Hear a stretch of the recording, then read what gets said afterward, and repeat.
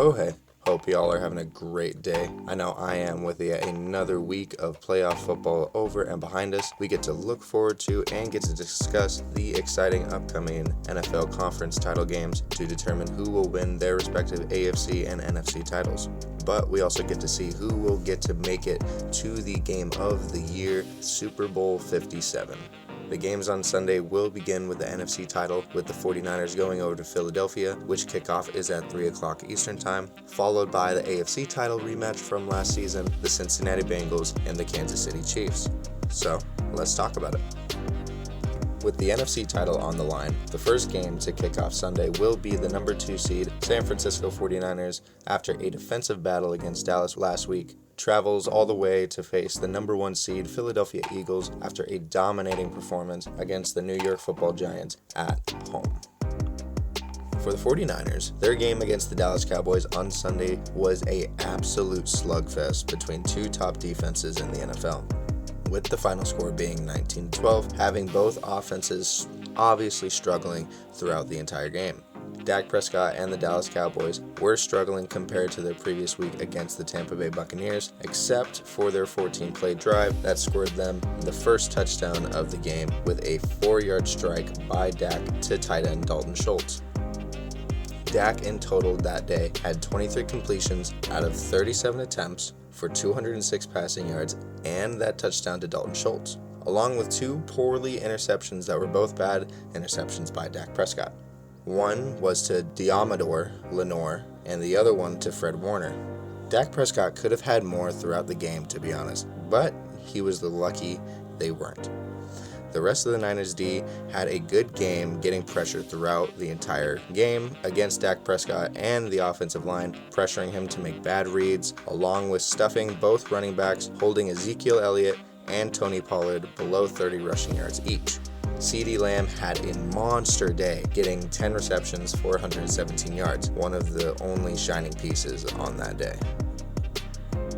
While the Niners offense didn't look amazing either, it looked a little better. Brock Purdy had an okay game with 19 of 29 attempts, 214 yards, with no touchdowns, but he also had no turnovers, getting the ball out on time, making plays, looking like a guy when it mattered. At the end of the half, Brock made an absolute great play to Deebo Samuel on a 2nd and 19 to help set up Robbie Gould to tie it up before halftime. The big receiver for them was star tight end George Kittle, having 5 receptions for 95 yards, making huge plays when it mattered, as well as other big third downs that were crucial for the ballgame. Christian McCaffrey wasn't having a good day as well, but still productive with 57 yards and a rushing touchdown. With all of that on both sides of the 49ers and the Dallas Cowboys, it all led up to the Dallas Cowboys' final drive, where they weren't able to win it, but they definitely tried by throwing 2 passes to Dalton Schultz, one to which he tried to get out of bounds as he got tackled, but since he was not going forward as he was getting tackled, the time did keep going, and the other pass to him was an incomplete because he was not able to get both feet in bounds as he was trying to get out of bounds with a catch, leading to the final play of the game, which, folks, takes the cake of all of the worst plays in NFL history by far, because the Dallas Cowboys tried to set up what looked like the longest yard recreation, which, having running back Ezekiel Elliott as your blocking center, hiking the ball to Dak Prescott as he chooses to either throw it to either side of the field with either T.Y. Hilton with 3 offensive line in front of him, or I forgot the other receiver with some other offensive lineman in front of him. It looks good on paper, but as soon as Zeke gets blown up, because why would you have Zeke playing center? Dak Prescott obviously freaks out and throws the ball too fast, and the play just blows up and fails immediately, ending the Dallas Cowboys season. For the number 1 seed Philadelphia Eagles, they came off a dominating performance against the Giants with a final score being a whopping 38-7. Like I said last week, the way the Eagles beat the Giants is if they get pressure and can overwhelm Daniel Jones, which is exactly what they did. Hassan Reddick and Josh Sweat got a sack and a half, while their teammates Fletcher Cox and Brandon Graham also had a sack each, along with the secondary having 6 pass deflections as well as a pick from James Bradberry. They absolutely shut the Giants offense down. Jalen Hurts did only have 154 passing yards off of 16 of 24 attempts and 2 touchdowns, but he did also top that off with 35 rushing yards and a rushing touchdown as well. The running game for the Eagles in general was the biggest difference on offense, with Hurts already having 35 rushing yards. Running back Miles Sanders also had 90 rushing yards. Running back Boston Scott also had 32 rushing yards and a touchdown. And running back Kenneth Gainwell ending the day with 112 rushing yards. Tight end Dallas Goedert had 58 yards and a touchdown alongside Devontae Smith having 61 yards and a touchdown as well. A dominating offensive performance all around.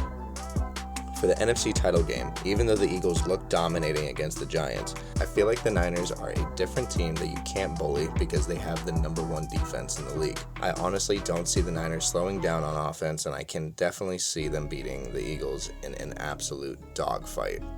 On the AFC side, we focus on the rematch that everyone has been waiting for since last year's AFC title game between the Cincinnati Bengals and the Kansas City Chiefs.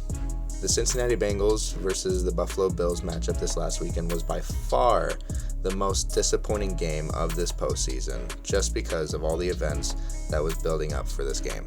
Everyone thought that it was going to be an absolute shootout between these two great quarterbacks fighting for a chance to get closer to a Super Bowl, along with everything involving DeMar being at the game. But the score did end up being the Bengals winning 27-10. The Bills' offense was not able to get anything going with Josh Allen, having a 59.9 completion percentage, 265 passing yards with a interception, along with a rushing touchdown in the middle of the second quarter. He wasn't able to get the ball to Stephon Diggs, missing him 6 times in the game, having only 4 receptions for 35 yards. After they quickly got down 14-0 in the first, they just seemed like the Bills as a whole on offense and defense couldn't make the big plays that mattered in a tough weather environment at home. On the other side, the Cincinnati Bengals looked flawless everywhere on the team. Joe Burrow had 242 passing yards and 2 touchdowns, spreading the ball out with 3 players having 5 receptions each. Samaje Perine having 31 yards off of 5 receptions. Hayden Hurst having 59 yards and a touchdown off of 5 receptions. And Jamar Chase having 61 yards, a touchdown off of 5 receptions as well. Running back Joe Mixon had a great game, having his first 100-yard game since Week 9, having 105 yards, averaging 5.25 yards per carry, and a touchdown. The defense totally shut down Josh Allen and the Bills' targets while not allowing a single touchdown in the second half and picking off Josh Allen as well. For the Kansas City Chiefs, they came off a pretty close game against the young Trevor Lawrence-led Jacksonville Jaguars, winning 27-20. Patrick Mahomes did suffer a high ankle sprain during the end of the first quarter, going into the second when he got tangled up in a tackle by Jags defenders. While he did only miss 1 drive, Chad Henne was able to march down with that offense all the way down to the end zone and score off of a 1-yard touchdown to Travis Kelce, who ended up having 14 receptions for 98 yards and a touchdown for the game. An absolute unstoppable performance by Travis. Patrick Mahomes did come back in the second half of that game and recorded a 73 completion percentage for 195 passing yards and 2 touchdowns for the day. Young running back Isaiah Pacheco has turned a lot of heads this season and had another terrific day on the ground with 12 carries for 95 yards. For the Jags, they fought hard to try and stay in it, with Trevor Lawrence having a 60% completion percentage, 217 passing yards, and a touchdown, alongside running back Travis Etienne, who had 62 rushing yards and a rushing touchdown. But the 2 turnovers at the end of the game for Jacksonville really ended it for them, as Jamal Agnew fumbled the ball after a catch, and then after that, Trevor Lawrence throwing a late crucial interception to Jalen Watson.